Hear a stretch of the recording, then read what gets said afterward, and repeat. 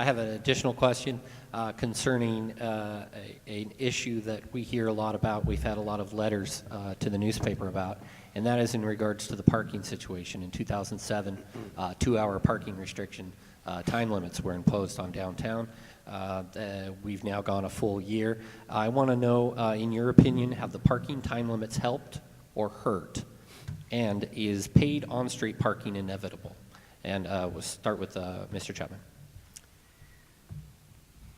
As someone who comes downtown fairly regularly, but I don't work downtown or anything, my sense is that there are more available parking spaces and that it's easier to find a parking space downtown.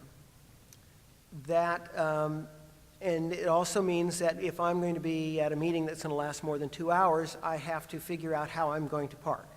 And that's a pain, but I don't like to go to meetings for 3 hours anyway, so I claim I need to leave for parking and then I get out of the meeting. But so that is an issue. Another issue that concerns me is that with the parking change, we now allow employees to park downtown. They simply have to move every 2 hours. So we had dealt with the employee parking issue with unlimited parking because employees weren't, or unrestricted parking because employees weren't allowed to use those spaces. With the new 2-hour limit, we have sort of added another level to it. So, and I think as Chuck said, there are, on parking issues, I think particularly, there are very different issues in different parts of downtown.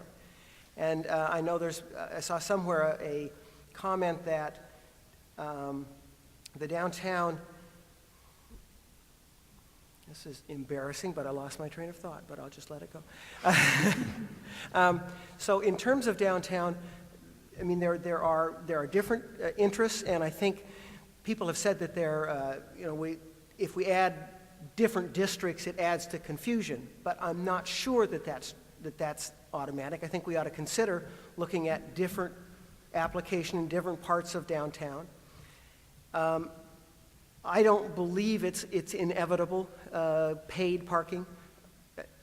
As some people say, it is unique. There are few, if any, downtowns of our size that have free parking, but that doesn't mean it's a bad thing. And so I would be certainly open to looking at whether or not paid parking is implemented or not. I wouldn't assume that it is. As I understand it, the issue passed by the council made a decision to implement it in 2009, is how I understand a previous council decision. Yeah, it definitely is a stated goal. Right. Thank you. Mr. Bennett. Well, I'm like the lady on the bridge. I've never had a problem finding a place to park downtown, and I'm downtown all the time and have been for years. I know that at noon, part of it is the strategy of your life and how much of your time you want to spend in your car circling a block. I have never been reluctant to park a block away and walk to where I need to go. It appeared to me that the parking debate focused on probably 4 blocks downtown, and it somehow spread into the entire downtown with a 2-hour limit. I'm not a fan of the 2 hour. It is the one thing that my friends hunt me down over, to yell at me about the parking ticket they got and how they'll never come to downtown Salem again. I'm also, I guess, old enough to recall when and actually was a reporter again on the Capital Journal. God, a lot happened when I was young, it feels like. But that's when free parking went in. And it was to be it was when Lancaster Mall had arrived. And this was to be what saved downtown Salem. Someone's always got a silver bullet for downtown Salem, and at that time it was free parking. What I'm trying to figure out is, when did free parking in downtown Salem stop being a strategy for the economic vitality of the downtown, and how did we arrive, and I wasn't part of the council, at some sort of magic number like 2 hours as the right length of time? Because I know for businesses, And for individuals that I talk with, 2 hours just isn't enough for the kind of business they operate. I am just concerned that we are headed toward paid downtown parking, and I think that's a return to a failed system. Now, maybe there's something I'm missing, and I'm always open to learning more, but I have yet to understand the parking problem and certainly the 2-hour solution, because neither seem to have occurred or existed in my universe and life in Salem. Thank you. Mrs. Hickey?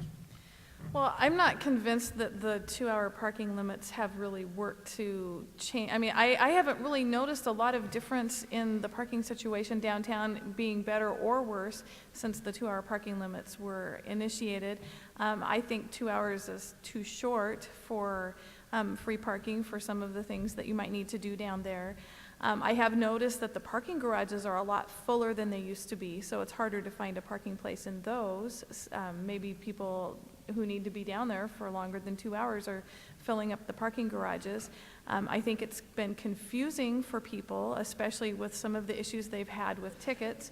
And I think that if the free parking were to stay in Salem, I think that we would need to make it a little more user-friendly and a lot less confusing just for the people who frequent downtown. I think Salem is unique in that it has free parking. Most cities do not have free parking, cities of this size or larger, and we're really lucky here to be able to have that. And I think if we could preserve that, I think that would be great. I think that would be a great benefit to our downtown area.